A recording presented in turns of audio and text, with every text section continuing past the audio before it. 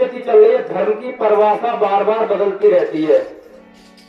कभी हम कथा भागवत से करते थे, कभी यज्ञ जप करते थे, लेकिन आज धर्म की रक्षा ही सबसे बड़ा उद्देश्य है। केवल माला से काम नहीं चलेगा। एक यहाँ पर पहले जो सनातन ही थे, जो हिंदुत्ववादी ही लोग थे, वह माला लेकर जपते थे। अब यहाँ हमारे मध्य में विधर्मियों का भी प्रवेश हो चुका है। तो अपने देश में, भारत में आपके शास्त्र जलाए जा रहे हैं और भारत के पड़ोस में आपके लोग जलाए जा रहे हैं, तो आपको माला से काम नहीं चलेगा।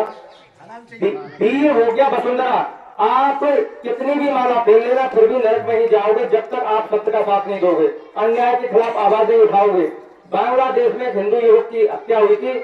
मैं बयाना के अंदर देख रहा था कि विश्व हिंदू परिषद वालों ने रैली निकाली, मात्र 10 आदमी थे, 10 से 12 15 इतने।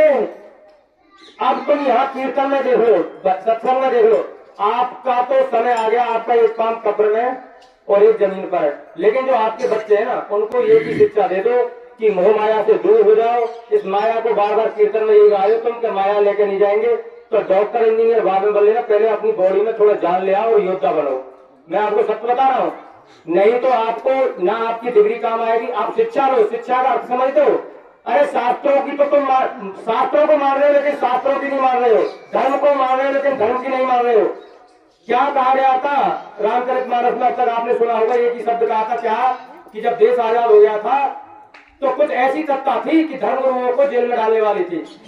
तब हमारे धर्मगुरु ये कहते थे, भैया जब गुरु की निंदा हो रही हो तो जगह छोड़ दो और दूसरी जगह चले जाओ। लेकिन नहीं, अधूरा सत्य था। सत्य यही था, रामचरितमानस में कहा था कि संत संत अपवादा जहां सुने असमर ज्यादा, काटई जीव तासु जो बसाई, श्रवण मूड ना तो चली पर आई।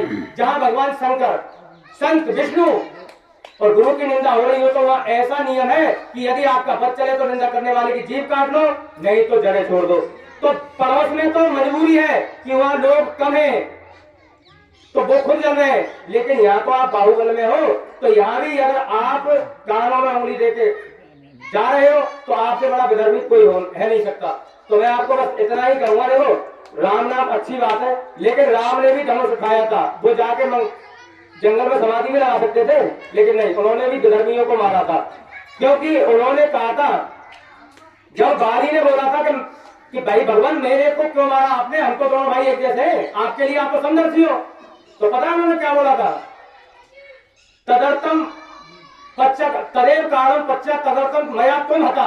रामायण वाल्मीकि रामायण कहिए, तदेव कारणम पच्चा तदर्थम मया तुम हता, भ्रातुर वर्तसी भार्या तत्व धर्म सनातनम। पहले बारी तो सोच, मैंने तुझे किस लिए मारा? तूने अपने भाई की पत्नी को अपनी भार्या बना लिया, तूने सनातन धर्म को त्याग दिया। धर्म को त्यागने पर मृत्यु दंड दिया था।